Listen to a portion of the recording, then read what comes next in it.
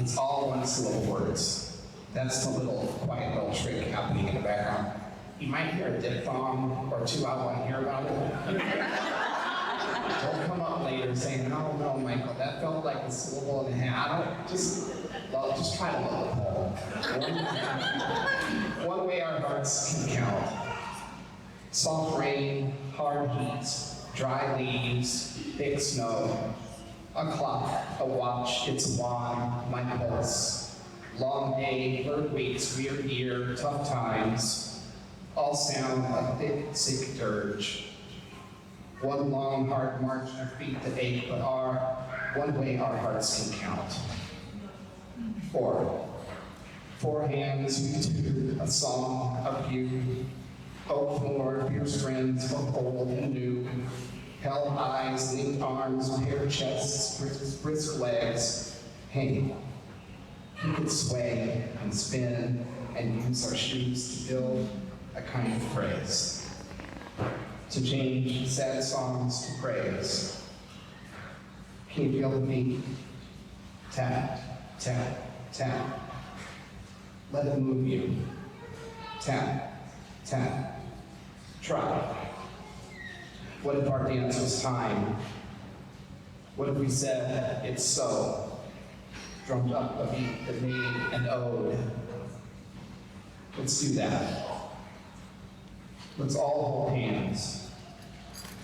Let's dance. Let's dance.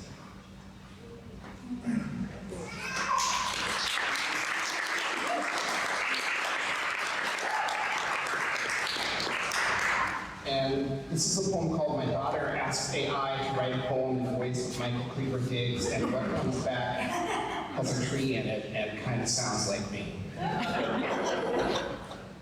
This is not the AI poem.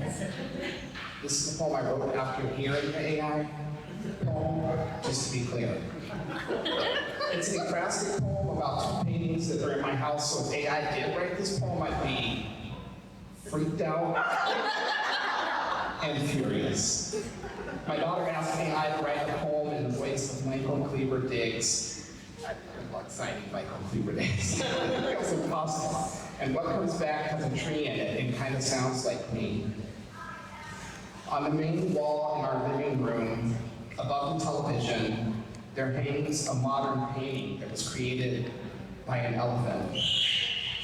On the back of the frame, if you want, you can examine its certificate of authenticity. The painting is abstract and was made only with shades of red, not the only color an elephant could have used.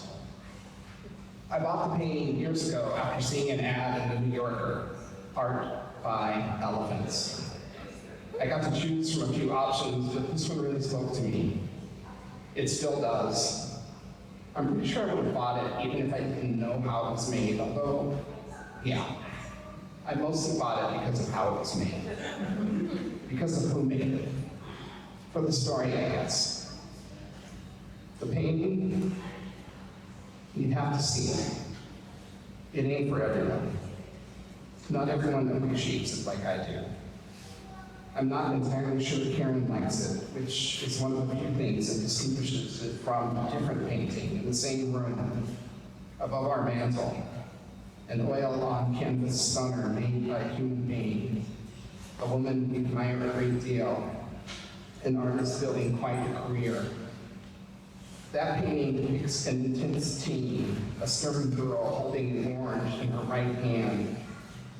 The girl and the orange are both set within the stark winter landscape, so that orange really stands out.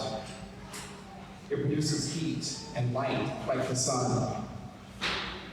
The vibrant reds and the orange work together to add a lot to our living room. My way of saying our home would not be our home without art.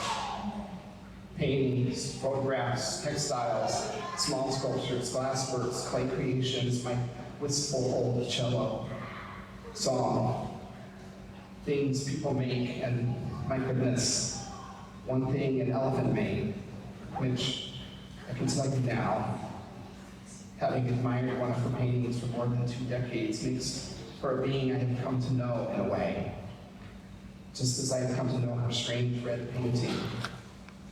just as we come to know good friends through stories they share with us over many visits.